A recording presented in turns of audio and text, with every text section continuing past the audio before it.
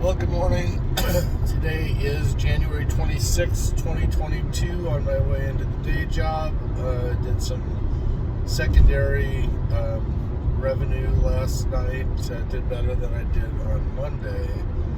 Right now we're on a pace to reach at least $1,000 by the end of the week. We opted to purchase the Balance of Nature for Tracy, myself, and Aaron, and that's kind of because if you don't have your health, then what good is the wealth that you're trying to generate? And especially with the current economy and scarcity of food on the shelves and whatnot, we're opting to do this as a secondary source of supplementing our nutrition. And personally, I think that it's a great idea. I suggested it to Tracy a while back, and at first she said that she had done some research on it, and there was just too much soy inside of the Balance of Nature. But I think she reevaluated that and found that was not the case, and she thought that would be a good way of getting some nutrition inside of Aaron, who's just not eating properly.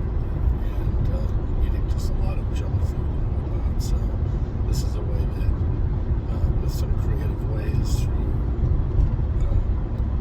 yogurt or through some type of a drink or shake or smoothie or something along those lines, we can mix in the contents of the Balance of Nature and get them inside of Aaron to supplement her nutrition. So Tracy and I will take it, without any challenges. So I look forward to that. I look forward to getting those nutrients inside of my body. So on another note, we made some progress yesterday inside of OneNote in the education sector. It still is just a mammoth sector that we're trying to accomplish. Hopefully by the end of this week it'll be done so we can move on. I did tap in and started watching instead of getting sucked into the Netflix world and the Newsmax world during the day. I've opted to start watching videos and whatnot on trading, and I think his name is Bob Joyner, and he has a website. Some of those really old videos that was start to day trade. I don't necessarily know that day trading is the path that we're going down. We're more of a short-term trading style, although I kept on mentioning 1%, which is exactly what we're talking about doing. And the challenges of day trading is that you have to have at least $25,000 inside of your brokerage account, which we're making progress towards reaching. So day trading will be something that we will be able to turn on, if you will, that if we do get in and out of trades, that we're not going to get our hands slapped by the SEC, the Securities and Exchange Commission. And so that's something to look forward to. But there was some really good videos on what is your style, risk and reward, how to set up TC2000 customization. And so I just started watching those while I'm going down the road doing the secondary source of income, and kind of flagging them so that when I get into the office I'll be able to grab those URLs and throw them inside of the different sections inside of OneNote. Because there's areas in there inside of OneNote as to what is your trading style and risk management and stock trading tools and whatnot. So we'll be able to throw those into the document, and possibly even using Real Player to download those videos so that just in case Bob Joyner's YouTube channel goes away, we'll still have those videos inside of our assets of videos and whatnot. So overall, that was a good day. I'm just dog butt tired. Halfway through the day, I just want to take a nap, and the challenge is I lean back in my chair at work, and the next thing you know, I'm taking a 15-minute nap. Listening for jobs to come in, emails to come in, taking phone calls, communicating with the drivers. Yesterday was a bit of a challenge. We only had, at the beginning of the day, one driver because two of our drivers had appointments, and so Jim came out at 9:30 in order to be able to take care of some jobs that were far north in the valley, and that just left Larry. Larry and Steve are both in their mid-70s, and so running these guys hard is good for them. It keeps them going, it keeps them hopping, but at the same time they're kind of like hey are we short drivers? Yeah, we are, and Jim hasn't made any decisions, which like I had mentioned a video or two ago. He's just got a lot on his plate, which is kind of a good thing because that's going to slow down his decision-making process. Which again, we have the Plan B in place. It just is kind of frustrating doing the secondary source of income that's not on the weekends. It just seems like pulling teeth at night. We're still averaging what we had expected and exceeding that slightly. But the challenge is sorry, I've got a guy behind me that's trying to be in a rush to hit a stoplight. Sorry about that. The challenge is overcoming that desire to stop. Because it just seems like you're running and waiting, and the jobs at night just don't come in one after the other, and they're not large tickets, even though we've got a catering bag and a pizza bag and whatnot. And so your desire to want to stop is paramount in your system. You're just like, is it worth it? Just to make, say $20 an hour, and it adds up. When you keep on doing hour after hour after hour, to have a small chunk of cash to sock away, and it's just mind over matter type of a thing. It's that you have to. If we want to get across the finish line, you have to take that next step. You have to go that additional hour. And at 10 o'clock at night, it's just kind of like, I'm done. I just don't want to go that extra half an hour. Or I still have to drive home, depending on where I'm left towards the end of the night. And the nice thing is like I said, it all adds up, and you get a nice chunk, but you don't even have that money inside of your pocket. It's just inside of a bank account or a brokerage account somewhere, and the numbers keep adding up, but it's not like you've got a fistful of cash in your hand. And so it's kind of like, why am I doing this? And we know why. And we're just going to keep on forging ahead. So it's like at night I just want to snack as well. I'm hungry, or I'm chain smoking or something along those lines, and it's just like,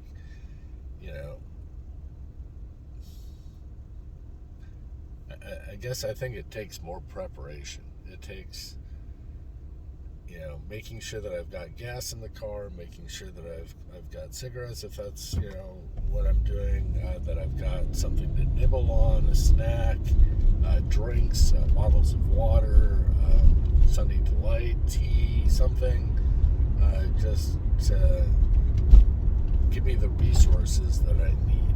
And I guess that's another reason why I'm looking forward to getting the Dodge Grand Caravan, is because I can have a lot of those resources, and I can stockpile them, if you will, in the back. I can get a plastic tub that's got 14 bags of chips and 15 sodas and all the water and all the stuff that I need, so that on demand I can just go back there and grab what I need. So a little update there. Was supposed to have gotten a picture that the engine came in yesterday. Hit Fabio up. Hey, did the motor come in? Sent him a second one. Question mark. Nothing. I sent him a Confucius thing with some Chinese text that says, those who under deliver, don't get referrals. And no reply. None whatsoever. And it just irritates me. It's like when you're running a service-oriented business, then keep in contact with the customers and give them flippin' updates. It just doesn't take that much. It's a 30-second phone call.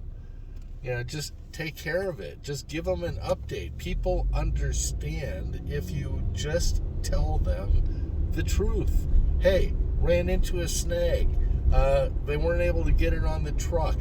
I forgot, to actually order the motor. I plan on doing it first thing in the morning. I am going to be your best accountability partner, but it's like, when you promise these things, give a flippin' update. You've had the car since October 6th. October 6th. It's now January 26th.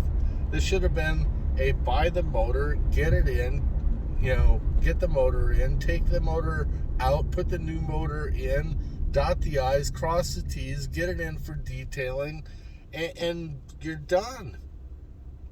It is just so frustrating. And sometimes I just want to, jump in and almost like be the owner of his business and take over the fucker.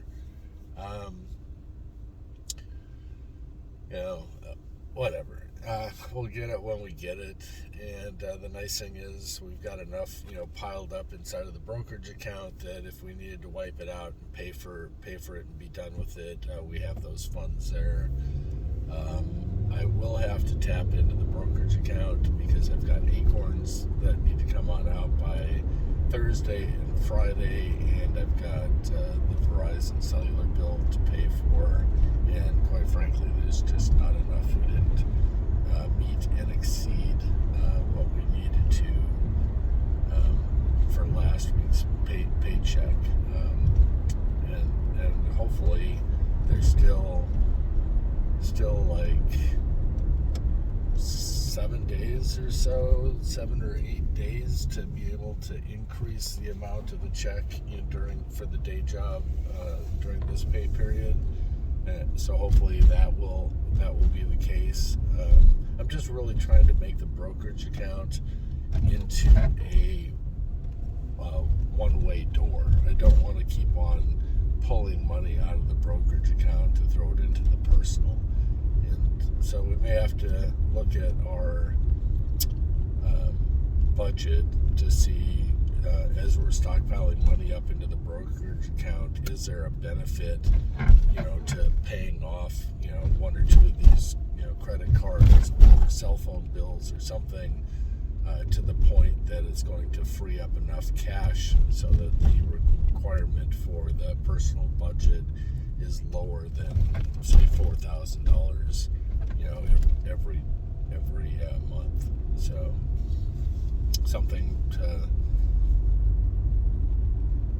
ponder, if you will.